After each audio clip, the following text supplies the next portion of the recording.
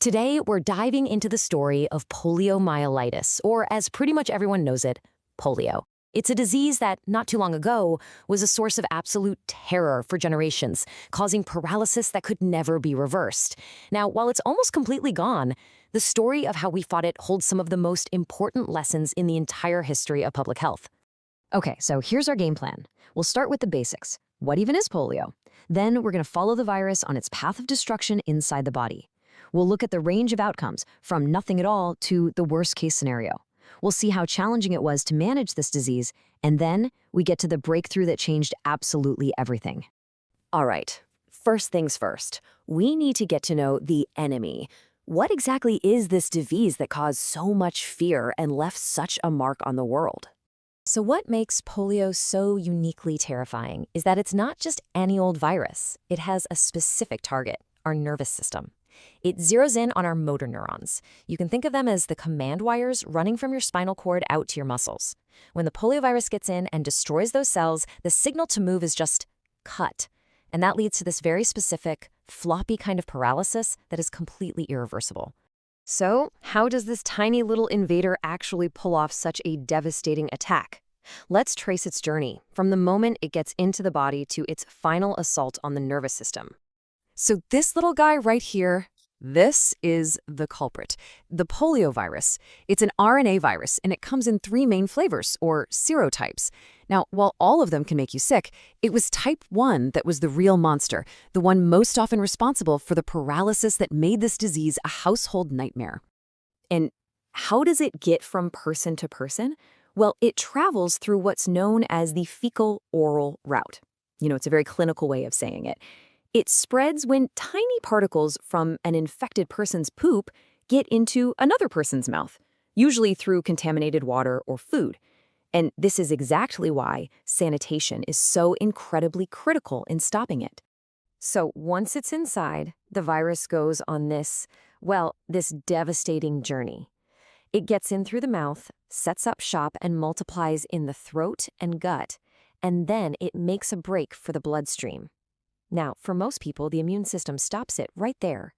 But in a small, incredibly unlucky fraction of cases, it takes that final catastrophic leap, crossing into the nervous system to launch its direct assault on those motor neurons.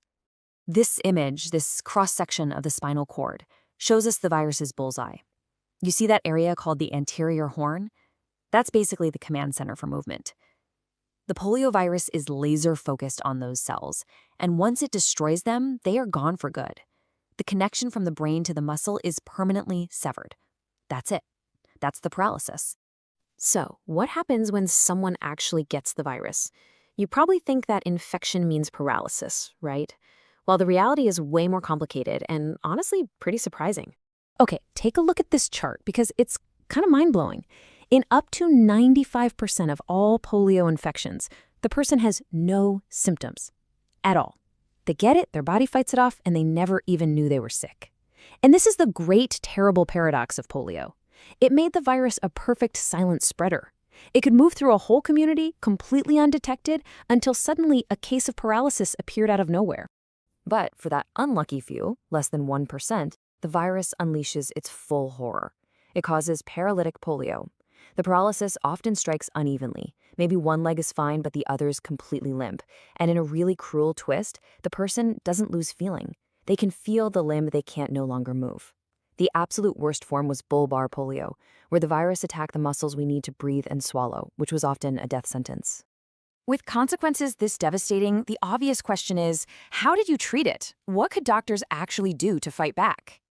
And here's the stark, terrifying truth that generations of doctors and patients had to face. There was no cure. There was no antiviral drug.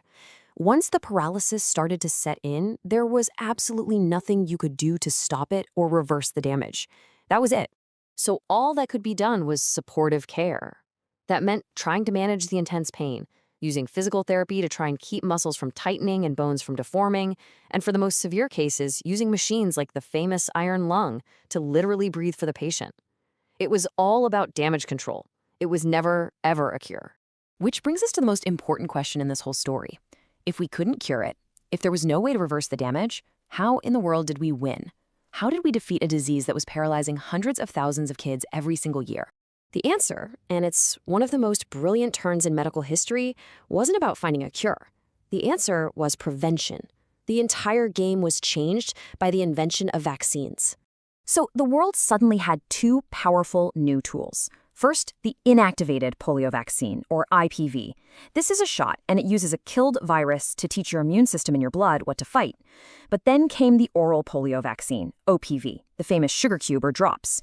This one used a live, but weakened, virus, and it was revolutionary because it created an immune barrier right there in the gut, stopping the virus at its front door before it could even get into the body properly.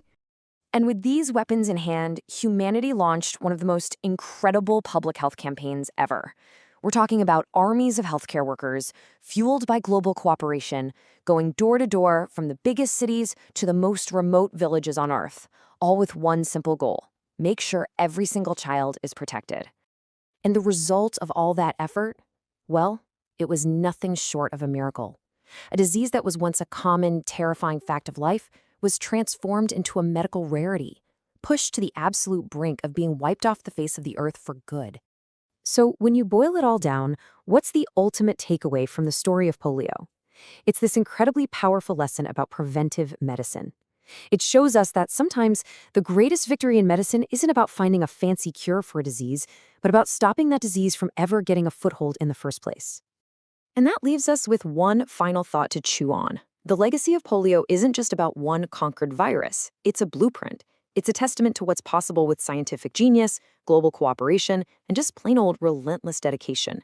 So the question for all of us is, what can this amazing success story teach us about how we tackle the health challenges we're facing right now and the ones we don't even see coming yet?